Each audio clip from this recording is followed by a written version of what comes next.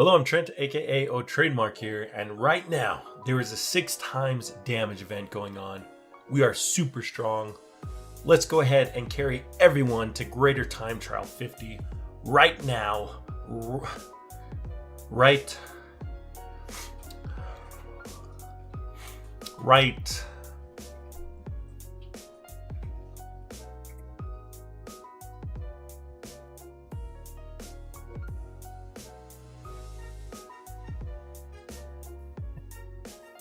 You guys can't read that on your screen. I was banned this week from Anime Fighters 4. Basically, I got invited to a server. In that server, there was someone that was handing out an extremely large amount of passive reroll tokens. And I mean, I knew there was something fishy, because like who has, that many reroll tokens? But nonetheless, they were just too juicy for me to ignore, and I did accept that trade, and basically I got banned for having those. But supposedly it's supposed to be a temporary ban, and we're supposed to be unbanned today or tomorrow or something. I don't know. But I cannot play on my main account. It's, I haven't been able to play all week. We might be a little bit behind because I haven't been able to time chamber at all this week, but it is what it is. In the meantime, though, we do still have our Noob to Pro account, and I want to show you guys something that's very important for the Noob to Pro series, but also just anime fighters in general. It is very crucial to learn how to AFK this game. Okay, there is a lot of things in this game which require time, like stars opened, time played. So your luck boost come from playing the game a certain amount of hours. Now, no one is like going to actively play 2,500 hours in this game. The vast majority of players that are playing and that get this badge, that get the luck badges, they're AFK opening, they're AFK farming, there's multiple methods in which you can actually AFK in this game. But by doing that, you're unlocking the upgrades for luck. You also unlock the upgrades for like your speed boost and opening in certain areas, and you unlock your damage boost, because you need to open a certain amount of stars, and the best way to open a lot of stars is just to AFK open stars. So it's extremely important. I'm going to show you guys 2 methods today that you can do it. These are my favorite 2. Let's go ahead and open these. So first of all, the first one I'm going to show you guys is this one using OP auto clicker. You can use any auto clicker, really, it doesn't matter. I'm using OP auto clicker. I'll try and find a link to them, put them in the description, but this is OP auto clicker. And let me just show you guys like something, because this one, there's some pros and cons to this that I need to explain to you guys. But if you were to farm a boss, let's just put our cursor right here in the middle somewhere, like right here. And every time they respawn, they never respawn in the exact same position. So you'll notice right there, I killed the person in the middle, and then they respawned up and to the left, just a little bit. But if I had set my auto clicker right here on my head, basically when they respawn, they move, this auto clicker would just be sitting here attacking nothing. So the pro to this method is that you can set it up really fast. The con to it is that if the enemy that you're fighting actually moves too far out of your cursor range, it's not going to trigger the new attack, and you're basically just going to sit there all night because you're never going to kill that unit that's out of range. Okay, so let's go to a little bit later world. It only took me from Monday to Friday to unlock all the worlds in the game, and we'll do it. The next episode will kind of show that process and how to kind of go through that cycle. Let me just go through to some world like Underworld here and show you guys how to set this up. Now, the first thing you want to do is you want to equip a mount which is quite large, vertically high. I like to use the Titan mount because you unlock it pretty early, but you could also use like living armor, you could use frost spirit, you can pretty much use anything that kind of transforms you and makes you taller. But Titan's the first one that you unlock that's pretty big. So let's go ahead and use this one. And on the auto clicker, you can set it to whatever you want. I would recommend going around 20 milliseconds for this method. And then what you're actually going to do here is you want to position the boss a little bit behind you. So you're going to actually walk forward. And if you don't have Magnet Game Pass, you're going to actually need to be right on top of the boss. So let me go ahead and show you that. If in case you're free to play, you don't have any Game Passes, you would convert into your Titan. You'd walk basically right on top of the boss right here. Okay. And then you would zoom in until you see the attack bar and this little icon, which is your auto click icon at the bottom. They basically need to line up there. Okay, so we'll go ahead and just do that again. Go a little bit forward, zoom in, something like that. Okay, so you can see here's my auto click circle at the bottom. Here's the attack icon right above it. And basically all you do is you just put your cursor right above this circle and then you start auto clicking. So my button is to start it as F1. I think by default it's F6. And you'll notice that when I start auto clicking, it sends the attack command, and when you send the attack command, the icon for auto clicking actually expands just a bit, and it will start auto clicking the enemy boss. Now this is important. Let me go to a little bit later world so you can kind of show you a little bit easier. The reason why this is important is because it means that you actually get auto click damage while you're killing this enemy. So this is very good for optimizing. There's no downtime basically. Okay, as soon as the boss dies, it goes straight into, or as soon as the boss dies and respawns, it instantly starts attacking again. Plus, you're getting auto click damage from all of these auto clicks. So it's a very efficient method. It's actually the best yen farming method in the game, as long as the boss doesn't move. So this is really crucial. Whatever you are attacking, you need to make sure that the spawn area, because different bosses have different spawn zones, you need to make sure that the spawn zone is as small as possible. Okay. Now I will say that if you have the Magnet Game Pass, you can get away with being further away, and you can tilt your camera in a way in which you don't have to be directly on top of the boss, and there's less likelihood of the enemy spawning outside of your cursor. Okay, so look, we just killed that. The boss respawned. You noticed, like, I wasn't touching anything this entire time. It's literally just auto clicking there. It's very efficient. Like I said, it's the best yen farming method. Let me go ahead and just show you guys this. If you have the Magnet Game Pass, you don't even need to be in your Titan mount. You basically just walk a little bit in front of the boss. And what you want to try and do is put, wherever the boss spawns, you want to put this auto click circle right there at the bottom. Okay. So we have the auto click circle right here at the bottom, kind of centered on where the boss is spawning. But because I have Magnet Game Pass, I can be a little bit away, and then I can kind of lean my camera down a little bit like this, and then start it at an angle.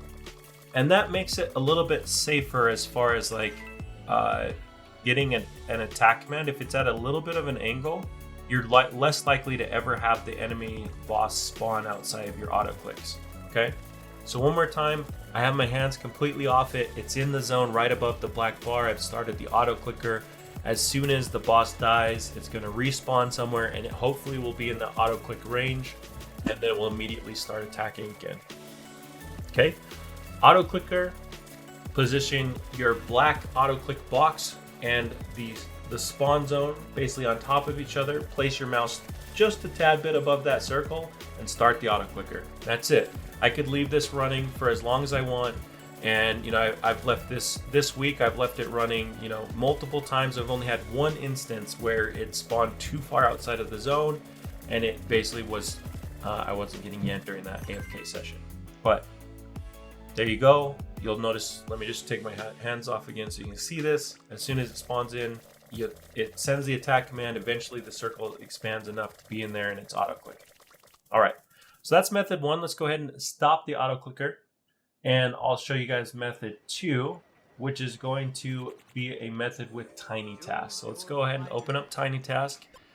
Here it is up here at the top. The first thing you need to go is go into preferences and continuous playback. Okay, I'll put links in the description, hopefully, for both of these softwares so you can kind of look at them. Go preferences, continuous playback. I also like to turn on always on top. That will keep the TinyTask window in front of your game so you can actually see it. And then if you want, you can change your hotkeys here to actually record and play back. I like to use my recording hotkey as F8. It's just easier for me to do than Control-Alt-Shift-R, but you can kind of do whatever you want. So now we have, basically this program you record some actions with your mouse and keyboard, and it will record those, and then you play them back in a loop, and it will just continuously loop that. So the cool thing about this method is that it's much safer, and you can do a lot of really cool stuff with it. So let me show you an example of something you could do. Is if you stand here in the zone where you open stars, you could both open stars while attacking and farming a boss. This is good if you don't have enough yen to farm or to open entirely the entire night. You could basically be simultaneously farming and opening at the same time. The first thing that you want to do is go into your settings and turn send all fighters right here. You want to turn this off. And I'll show you guys why in just a second, but you want to turn send all fighters off. And then the idea is that you need to think up in your head an entire loop of commands that you want to do. Okay, so if it's just something simple like attacking, I would hit F8 to record, I would attack, I would let the boss die, and then I would stop the recording, and whenever I played it, you'll see it basically attacks. Okay, but you could do the same thing with OP auto clicker. So why would we use we use TinyTask if we can just do the same thing much easier with auto clicker? Well, it's because we can do complex loops and actions here. So let me show you an example of one that's really cool in my opinion. First off, let me show you. If you don't have Magnet Game Pass, one thing that's cool about TinyTask is that you can send multiple attack commands at different variables at different places in order to account for the boss moving a lot. So this is really good if you have a boss which moves around in a lot of different places. Let me go back to I think Bleach moves around quite a bit, and let me show you what I mean by this. So here we have Hago, and I forget the blonde chick, I forget what her name is in Bleach, but like I said, when we were attacking it from above, right, it moved out of our cursor eventually while we were attacking it. Okay, and so if we did like auto clicker method, maybe she's not actually in the cursor, just like this, you see how she spawns out of it. And so what we can do with TinyTask is we can stand on top of the same spawn zone, we can hit record, but now with the send all command, let me actually get a few fighters that are weaker, because I think the ones I have are too strong. Okay, so let's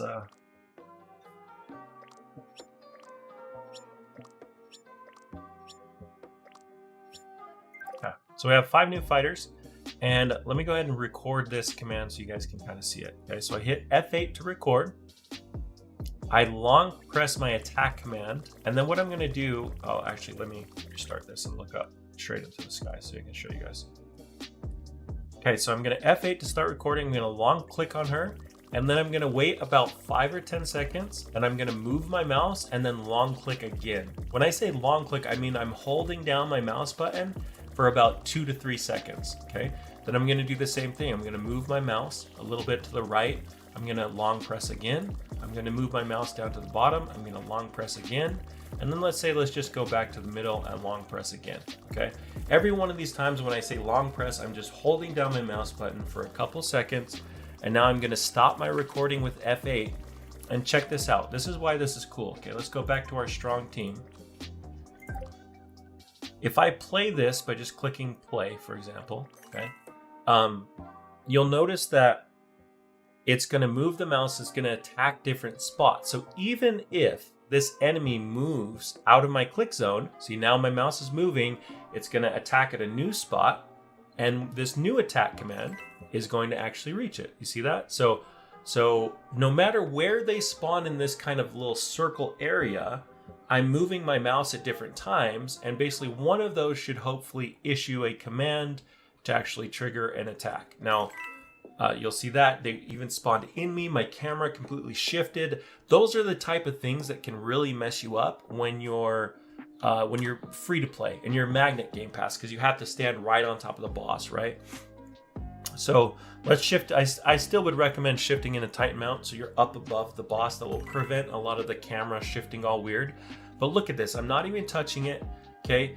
Obviously, I'm killing the enemy extremely fast. I'm like one-tapping it. But my point is to show you guys that you can prevent any chance of you not looping a boss by sending multiple attack commands at different areas. Okay. So let's go ahead and I'm going to stop this. I'm going to go back to a later world. Let's go to, let's say, the hole.